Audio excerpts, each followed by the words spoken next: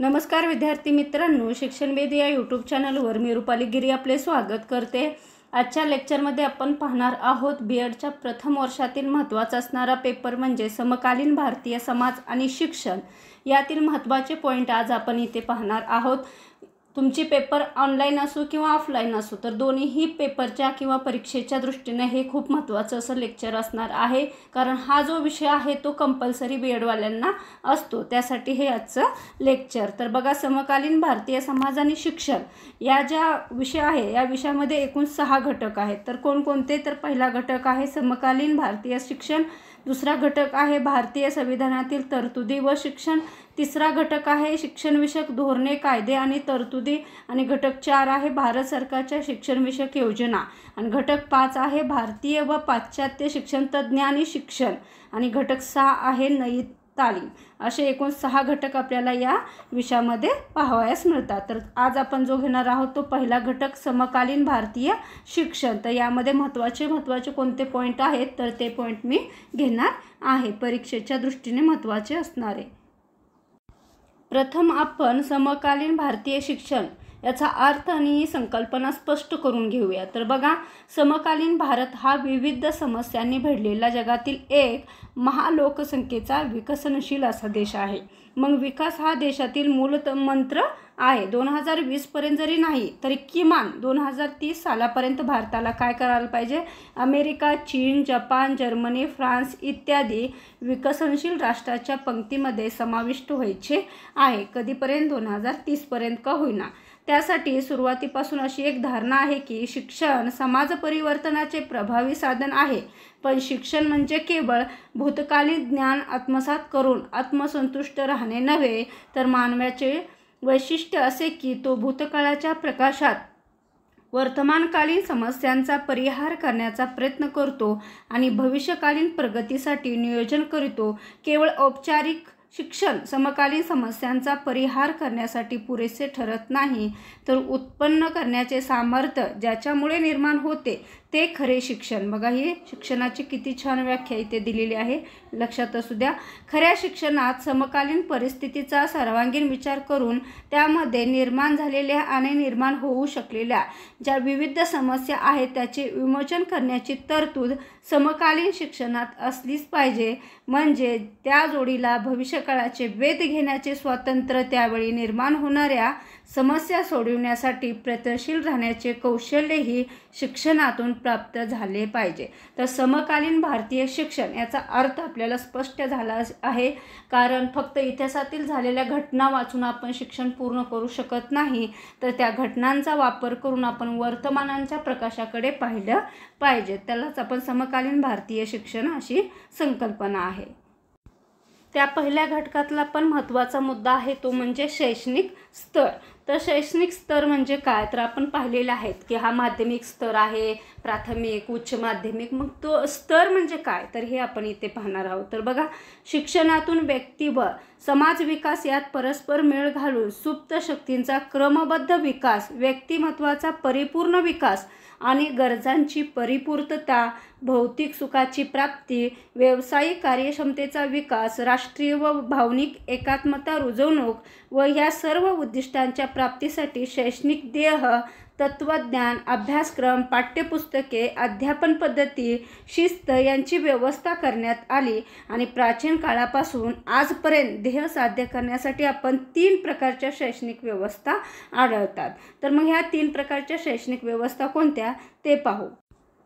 पहिली शैक्षणिक व्यवस्था आहे किंवा शैक्षणिक स्तर आहे तो म्हणजे औपचारिक शिक्षण, दुसरा आहे अनौपचारिक शिक्षण, तिसरा आहे प्रासंगिक शिक्षण। तर औपचारिक शिक्षण म्हणजे काय? त्यालाच आपण फॉर्मल एज्युकेशन, अनौपचारिक शिक्षण म्हणजे नॉन फॉर्मल एज्युकेशन, आणि प्रासंगिक शिक्षण म्हणजे इनफॉर्मल एज्युकेशन। ही संकल्पना काय आहे ते इथे पाहूया। इथे एक व्याख्या दिलेली आहे, तुम्ही पाहू शकता। शैक्षणिक संस्थांमध्ये निश्चित उद्दिष्टे प्राप्त करण्यासाठी जाणीवपूर्वक अध्ययन व अध्यापनाद्वारे अभ्यासक्रम पूर्ण केला जातो। अशा ठराविक साच्यास शासन विभाजित शिक्षणाला औपचारिक शिक्षण म्हणतात. बघा, औपचारिक शिक्षण म्हणजे काय याची तर व्याख्या दिलेली आहे. जे आपण शाळेमध्ये शिक्षण घेतो ते कुठल्या प्रकारचं शिक्षण असतं तर ते औपचारिक शिक्षण असतं. आणि त्याच औपचारिक शिक्षणाचे पुढील काही प्रकार पडतात. तर ते कोणकोणते? पहिला आहे पूर्व प्राथमिक शिक्षण, औपचारिक शिक्षणातला पहिला प्रकार. दुसरा आहे प्राथमिक शिक्षण. तिसरा प्रकार आहे माध्यमिक शिक्षण. चौथा प्रकार आहे उच्च माध्यमिक शिक्षण. आणि पाचवा प्रकार आहे उच्च शिक्षण. असे आपल्याला हे औपचारिक शिक्षणाचे प्रकार सांगता येतील. त्यातील आपण पहिले 3 जे प्रकार आहेत त्या संबंधाची चर्चा किंवा त्यासंबंधी आपण इथे चर्चा करणार आहोत. तर प्राथमिक शिक्षण म्हणजे काय हे पाहूया. बघा, प्राथमिक शिक्षणातील पहिला जो घटक आहे तो म्हणजे पूर्व प्राथमिक शिक्षण. तर हे काय असतं तर बघा, पूर्व प्राथमिक शिक्षणाद्वारे मुक्त वातावरण निर्माण केले जाते. हे मुद्दे लक्षात ठेवायचे आहे, तुम्हाला परीक्षेच्या दृष्टीने महत्त्वाचे आहेत. त्याचप्रमाणे अनौपचारिक आनंददायी पद्धतीने कार्यशक्तीचा विकास केला जातो. त्यासाठी आवडीच्या कृती करण्यास प्रवृत्त करून उदाहरणार्थ कविता, गाणी, नाट्यीकरण, सहल, भटकंती, परिचय, त्याचप्रमाणे बैठे, सांघिक खेळ, दैनंदिन कामे या माध्यमातून आपण बालकाचा बौद्धिक, भाषिक, शारीरिक, भावनिक तसेच सामाजिक विकास साधण्याचे प्रयास केले जातात. यावरून पूर्व प्राथमिक शिक्षणाला अनन्यसाधारण महत्त्व आहे हे लक्षात येते. नंतर पहा, पूर्व प्राथमिक शिक्षणाविषयी काही विचार आहेत. बघा, रुसो या शिक्षण तज्ज्ञांनी काय केलं, निसर्गातून शिक्षण हे तत्व बंदिस्त शिक्षण पद्धतीला विरोध करण्यासाठी मांडले. तर निसर्गातून शिक्षण ही तत्व कोणी मांडलेलं आहे? रुसोनं. हे लक्षात ठेवायचं आहे, रिकामा जागेमध्ये तुम्हाला विचारलं जातं. त्याचप्रमाणे पेस्टोलॉजीने प्रयोग करून अभ्यासक्रम तयार केला, हा पण मुद्दा लक्षात असू द्या. त्याचप्रमाणे फ्रोबेलच्या बाल्योद्यान पद्धतीमध्ये क्रीडा पद्धतीचा वापरही शिक्षणाला अनमोल देणगी मिळाली. बघा, फ्रोबेलची बालोद्यान पद्धती ही लक्षात असू द्या. यानंतर पूर्व प्राथमिक शिक्षणात इतिहास घडविणाऱ्या मादाम मॉन्टेसरी यांनी विविध शैक्षणिक साधनांचा वापर करण्याची संधी देऊन ज्ञान इंद्रियाच्या विकासाची नोंद केल्यास बालकाचा वैयक्तिक विकास घडून येते हे दाखवून दिले. आणि त्यानंतर भारतातही अनेक प्रयोग झाले, त्यापैकी श्रीमती ताराबाई मोडक या प्रसिद्ध आहेत. बघा, कोणी कोणी कशा प्रकारे कार्य केलं, कोणी कोणी कोणती तत्त्व मांडली हे लक्षात ठेवा, कारण परीक्षेच्या दृष्टीने ते महत्त्वाचे आहे. त्यानंतर पाहूया प्राथमिक शिक्षण याविषयी माहिती. आत्ता पाहिली आपण पूर्व प्राथमिक शिक्षण याविषयी माहिती. आता पाहूया प्राथमिक शिक्षण. बघा, प्राथमिक शिक्षण साधारणतः 6 ते 14 वयोगटासाठी असते. हा वयोगट लक्षात असू द्या.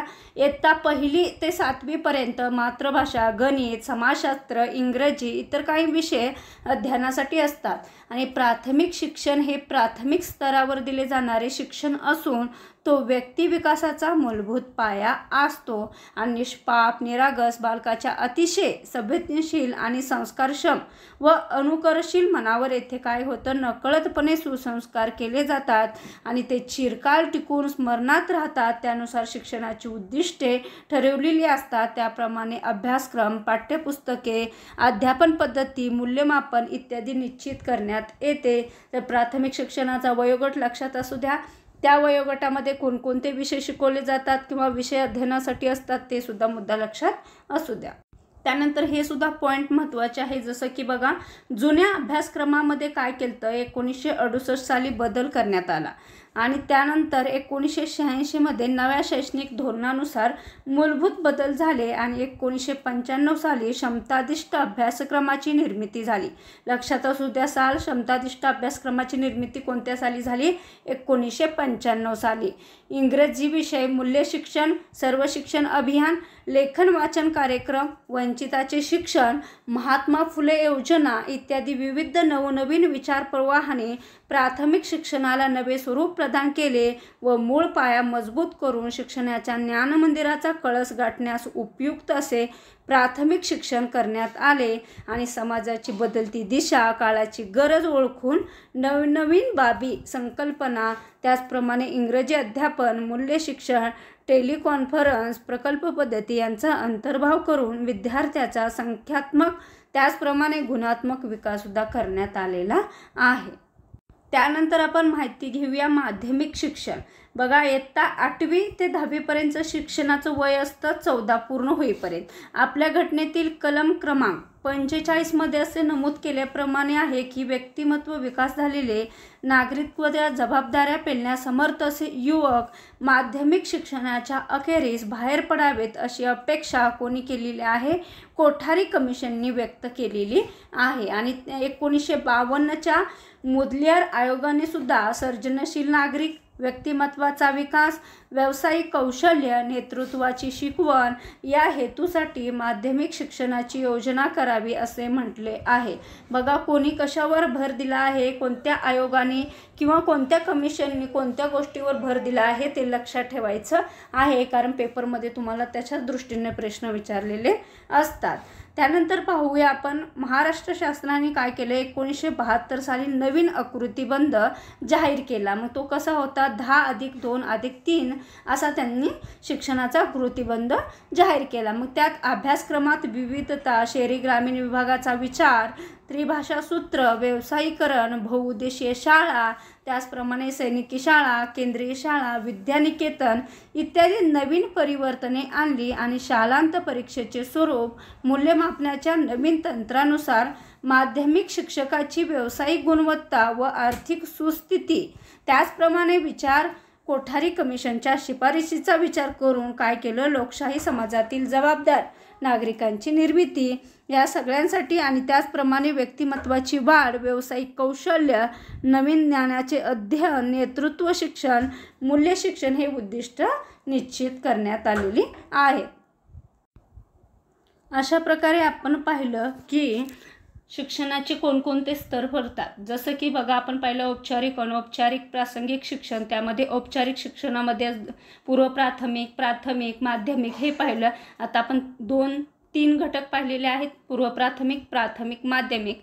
राहिलेले आपण पुढच्या भागामध्ये कव्हर करून घेऊया. लेक्चर आवडलं असेल तर चॅनलला सबस्क्राईब, लाईक आणि शेअर करायला विसरू नका. आता आपण इथंच थांबूया. धन्यवाद.